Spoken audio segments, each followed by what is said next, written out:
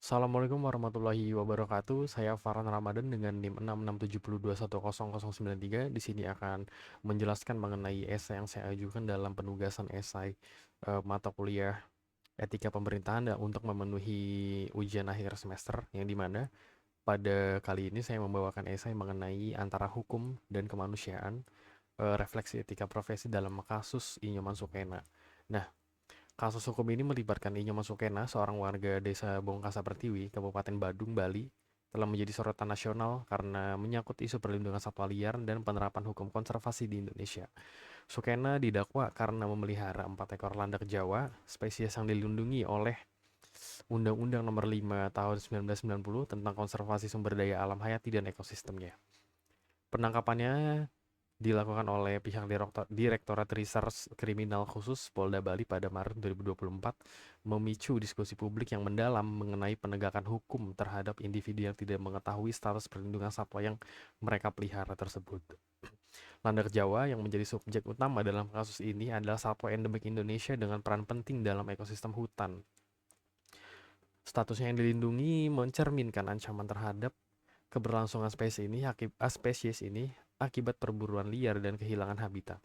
Sukena mengaku memperoleh landak-landak tersebut dari mertuanya dan ia tidak mengetahui bahwa landak-landak tersebut itu merupakan salah satu satwa endemik yang dilindungi oleh Indonesia. Kasus ini juga menjadi titik temu antara pentingnya perlindungan hukum bagi satwa liar dan perlunya pendekatan yang lebih manusiawi dalam penegakan hukum. Nah, banyak yang menilai bahwa ancaman hukuman yang diberikan kepada Sukena, yaitu 5 tahun penjara, tidak memiliki dia tidak memiliki niat komersial dalam memelihara landak tersebut adalah tindakan yang kurang proporsional. Nah, dalam kasus Sukena ini, sebagai pilar tertib sosial, hukum berfungsi menciptakan keadilan, mengatur perilaku, dan memberikan sanksi terhadap pelanggaran. Dalam menjalankan fungsi ini, tentunya kode etik profesi hukum menjadi landasan normatif dan moral bagi para praktisi hukum untuk melaksanakan tugasnya secara profesional, berkeadilan, dan berorientasi pada perlindungan hak asasi manusia. Kode etik profesi hukum mengharuskan setiap anggota asosiasi hukum, termasuk penyidik, jaksa, dan hakim, untuk menjunjung tinggi prinsip-prinsip keadilan, kebenaran, dan proporsionalitas. Dalam konteks kasus Sukena ini, penerapan hukum yang terlalu kaku dan berbasis pada ketentuan formal semata dapat mencederai tujuan hukum sebagai instrumen untuk mencapai keadilan.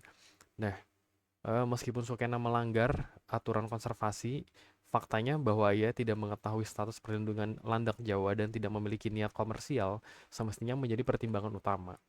Penegakan hukum yang tidak etis hanya menitik beratkan pada penerapan undang-undang secara tekstual, tetapi juga memperhatikan konteks dan niat individu yang terlibat. Para praktisi hukum yang terlibat dalam kasus ini diharapkan dapat memedomani prinsip kode etik profesi, termasuk keadilan substantif, kemanusiaan, dan profesionalisme. Dalam hal ini, ancaman hukuman 5 tahun penjara yang awalnya dijatuhkan kepada Sukena dapat dinilai sebagai tindakan yang kurang proporsional dan tidak mencerminkan moralitas hukum yang seharusnya mengedepankan asas ultimatum, remedium,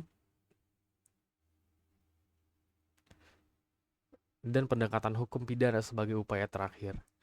Kemudian pula, pada kasus ini juga menyoroti pentingnya peran edukasi masyarakat yang menjadi bagian dari tanggung jawab etis profesi hukum. Praktisi hukum tidak hanya berfungsi sebagai penegak aturan, tetapi juga sebagai agen perubahan sosial yang dapat mendorong penegak aturan.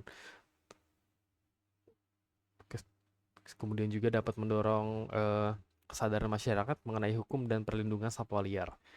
Sehingga dengan demikian, penerapan kode etik profesi hukum menjadi instrumen penting dalam menjembatani hukum yang formalistik dengan nilai-nilai keadilan substantif.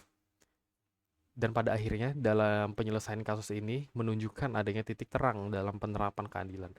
Pengadilan Negeri Denpasar akhirnya memutuskan untuk membebaskan Sukena dari segala dakwaan setelah mempertimbangkan bahwa Sukena tidak memiliki niat jahat atau motif komersial dalam memelihara satwa tersebut. Sehingga putusan ini mencerminkan penerapan asas keadilan substantif di mana hakim mempertimbangkan niat pelaku serta konteks sosial dan edukasi yang kurang memadai terkait perlindungan satwa. Sehingga dengan adanya keputusan akhir ini memberikan pelajaran yang penting tentang keseimbangan antara penerapan hukum yang tegas dan etika profesi yang menuntut keadilan berlandaskan kemanusiaan, edukasi. Edukasi juga menjadi langkah penting ke depan untuk mencegah kasus serupa. Dan profesi hukum harus terus mendukung pendekatan yang lebih bijaksana dalam menangani pelanggaran konservasi.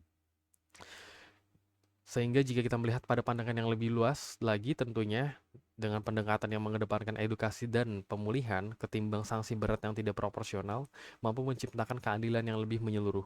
Kode etik profesi hukum tidak hanya melindungi martabat hukum, tetapi juga memastikan keadilan bagi semua pihak, termasuk individu yang terjebak dalam ketidaktahuan hukum. Perspektif ini juga menggarisbawahi pentingnya kolaborasi antara penegak hukum, pemerintah, dan masyarakat dalam menjaga keseimbangan antara pelestarian lingkungan dan keadilan sosial. Sekian dari saya, kurang lebihnya mohon maaf. Wassalamualaikum warahmatullahi wabarakatuh.